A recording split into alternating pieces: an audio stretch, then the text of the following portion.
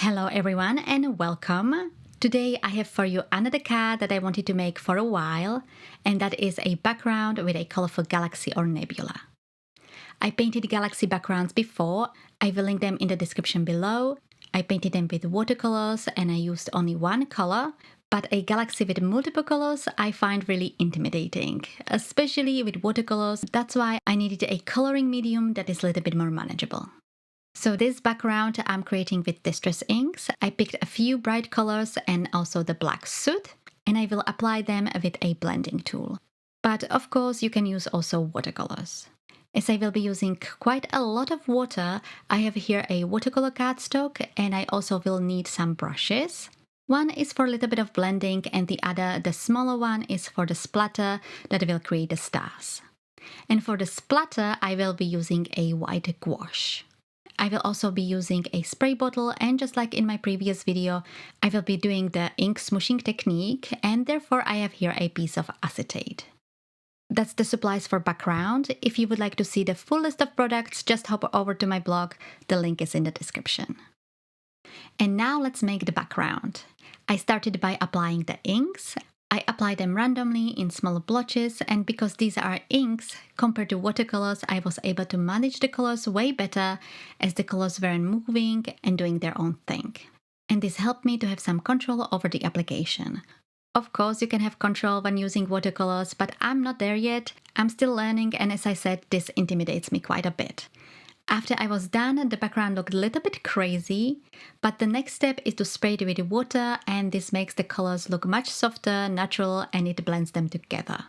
I sprayed enough water on the background so it's wet, but not pooling. This idea, spraying the background, I have from a video by Jennifer McGuire. You will find a link to that video in the description. I also went in with a damp brush and I helped the colors to spread around. Some of the colors were mixing together, which I thought it looked interesting. I'm not using the best watercolor cardstock, and sometimes the watercolors do sit on top of it, so using the brush was really helpful. I also did this dabbing motion with the brush. I did that with the one color galaxy background and I like the results. I'm not really sure if it did anything here, but it did not hurt it. I let the piece dry. I did use a heat gun, but that was just for the video. If you use a heat gun instead of air drying, it will stop the blending process. That's why I prefer to let it air dry. The background looks already cool, and for sure you could stop here. However, the next step is to add the black ink. But I wasn't sure how I want to do it. I watched quite a few video tutorials, and in most of them they just blend the black ink over the colorful inks without spraying it with water. I tried that and I got this. It's not bad, but it doesn't look good either. But instead of throwing it away, I thought what will happen if I spray it with water even though I already applied the black ink. I tried it on this background and it looks way better as the colors look much softer. So let's test it on this background. I used a spray bottle and I sprayed the background with water. It activated the colors and it made the colors to blend a little bit together, and it made them look much softer, and I think it looks way better. The black could have been slightly darker and I could have applied more black ink, but I left it as it is. I think it looks good, much better than before. And this is another option that you can do with such backgrounds. But back to this background. I didn't want to blend the ink over it. Jennifer McGuire in her video squished the black soot onto an acrylic block and then went over the background with the acrylic block, and this I did not want to do either. I wanted to create a cloud-like texture like you can see in this picture. I didn't want the black to be too dark, and I thought I could do the same technique I did in my previous video and do the ink smooshing again. I took the piece of acetate, I squished the black ink on top of it, I added a little bit of clean water, and I smooshed the acetate with the ink over the background. And I think it works. It is sort of the same as Jennifer McGuire did, but much lighter application. Another option would be, which I will be trying soon, to apply the black ink with a brush in a dabbing motion to create again the cloud-like texture. I dabbed the black soot multiple times until I was happy with the result, and then I let it fully dry.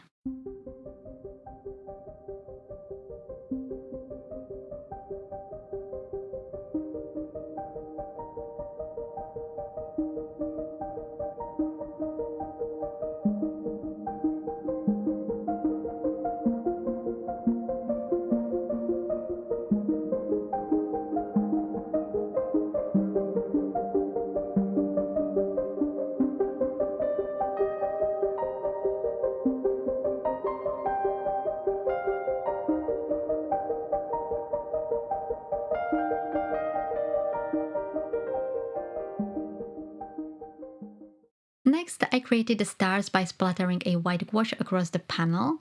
I dabbed my damp brush in it, and with my finger I dabbed on the brush, which released the splatter. I also tried flicking the gouache off the acrylic block to create the splatter. You can also use a toothbrush. My toothbrushes usually have crazy bristles that are not good for the splatter, so I cannot try that. I would have loved if the white was much brighter, but for me, with the splatter is often hit and miss. Sometimes it works, sometimes it doesn't, but I still like the results. Again, I let the panel dry and then I finished up the card.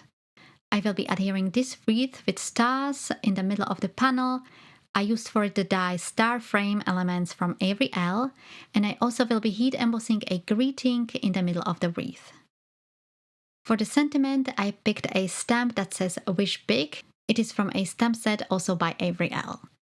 I stamped the greeting first. I treated the cardstock with anti-static powder.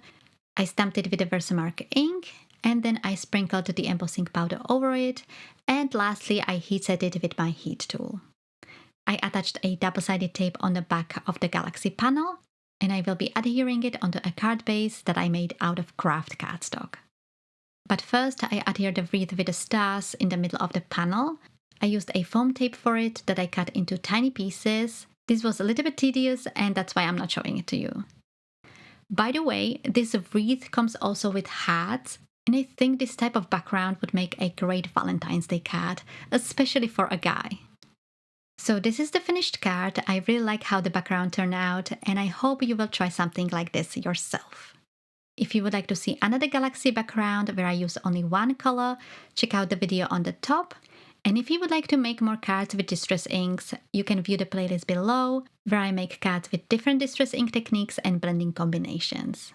Thank you all so much for watching. Don't forget to like and subscribe, and I will see you soon.